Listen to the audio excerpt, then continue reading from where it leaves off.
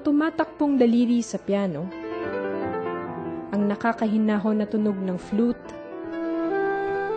ang matamis na tinig ng gitara, ang pagkanta ng violin, ang pagtangis ng tinig ng isang opera singer, at ang kaaya-ayang itsura ng isang balerinang tila sumasalimbay at nakalutang sa entablado.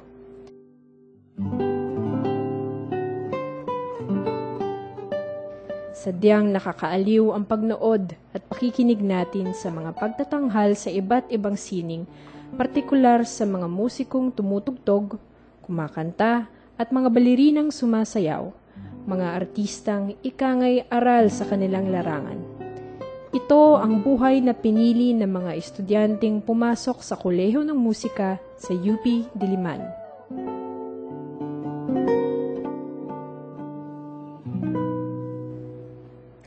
Ngunit ang mga pagtatanghal na ito ay produkto lamang ng mga pag-ensayo ng mga musiko.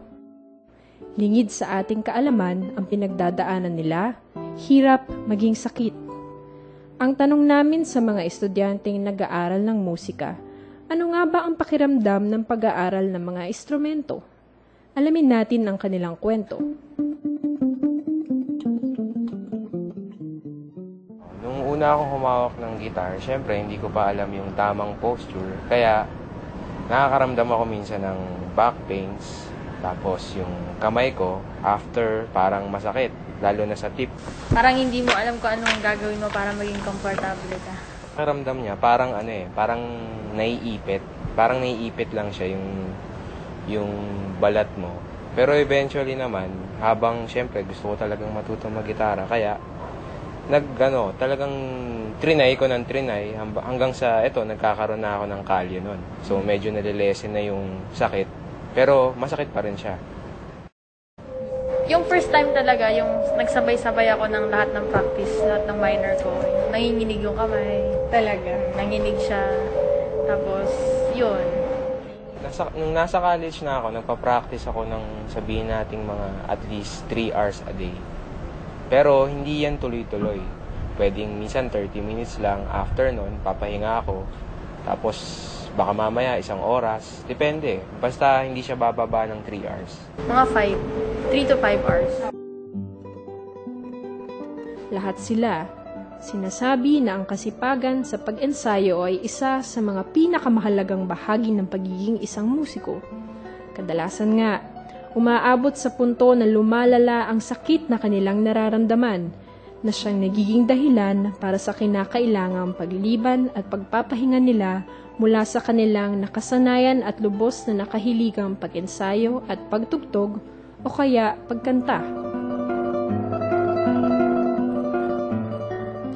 Si Ervin Lumawag, isang tenor na manganganta at kakatapos na mag-aaral ng voice, ay dumanas ng isang kondisyon kung saan kinakailangan niyang pansamantalang huminto sa pagkanta. So, siya? Vocal polyp. Para siyang iba siya sa node eh. Yung vocal polyp, parang soft siya na nodule. Tapos, yung sa akin, nasa gitna siya ng folds ko. Yung naramdaman ko lang, sobrang stressed out, sobrang pagod ng boses. Maos, gano'n. So, yung maos na yun, umabot ng a month or 2 months ata. Nga. Yung sabi ng doctor, kung hindi siya madala sa gamot, ang suggestion niya, laser eh. Ayun. So, natatakot na ako that time kasi nga, di ba may may nagsasabi yung doctor na may risk, pero sobrang minimal lang daw. Pero sabi nga namin, minimal nga, pero may risk pa rin, di ba? Kasi posible, pag natamaan daw yung nerve na, di ba, hindi ka na makakakanta. Yung mga ganon.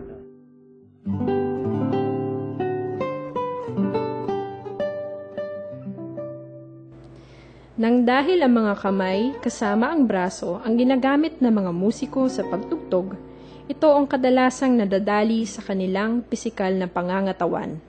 Si Arnie Bautista, isang estudyante ng flute, ay may pinagdaanan ding sakit sa kanyang kamay at braso. At first, nakaramdam ako ng numbness. Suddenly, nang hina yung thumb. Meron kasing mga keys ng flute na kailangan yung pinky finger yung gamitin. Then, nagulat ako isang araw, isang umaga. Hindi ko na siya ma-press masyado.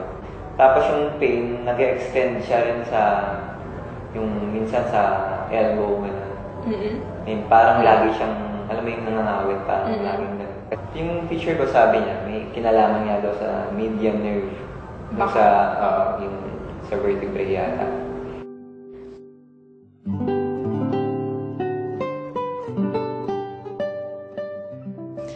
Pati mga guro ay naapektuhan din. Si Chona Noble, isang propesor ng violin, ay nakaramdam din ng pananakit. Parang basta na lang dumating yung point na nakakaramdam ako ng parang nagdanam yung kamay ko pag tumutugtog sa orchestra. Pero na-realize ko siya noon na parang I think there's something wrong in my hand. Nung kukuha ko ng tubig sa ref, na parang, sabi ko parang babagsak yung pitchel. Bakit ganon? Doon na yung isipan ko na parang baka ito yung naririnig kong carpal tunnel. Nawawala naman siya, pero yung pagka yung sobrang tugtog na nakataas yung violins, lalo na pag orchestra, nakakaramdam siya ng numbness. Pero once na ibaba ko yung kamay ko, makarest sandali, pagbalik nun, okay na siya. Pag pinilit ko ng pinilit, wala na siyang pakiramdam. Yung mga tip ng fingers ko, na-decide ko nang magpatingin sa doktor noon. So, yun na nga yung nakita nila, may carpal tunnel na. And then, nirecommend na rin akong operahan.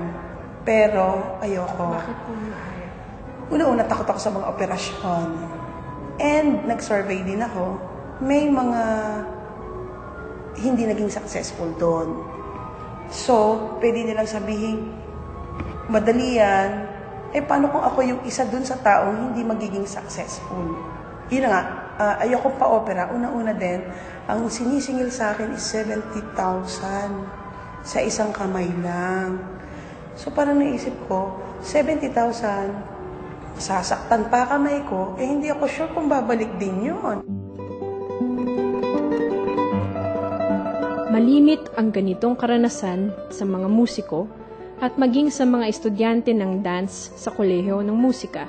Si Nicole primero ay nakaranas din ng isang malubhang kondisyon sa kanyang paa. Nasa rehearsal kami company class. So, contemporary dance. Tapos, yung exercise ay nasa high jumps na yun. Yung grand allegro na siya. So, galing ako from a very high jump. Tapos parang nag-misstep siguro. Mabilis lang kasi nangyari yun. Split second na siya. Tapos hindi ko talaga alam kung which part ako na-injure. Kasi yung nag-step back ko, doon ko na na-feel na medyo hindi na kaya ng paa ko. So, nasa floor na lang ako the whole time na umiiyak. Akala namin konting not that major. Tapilok lang. Pero kasi napansin nila na iba daw yung iyak. Talagang iyak na. Tapos, hindi nila ako sa infirmary, doon na na-confirm na fracture talaga siya.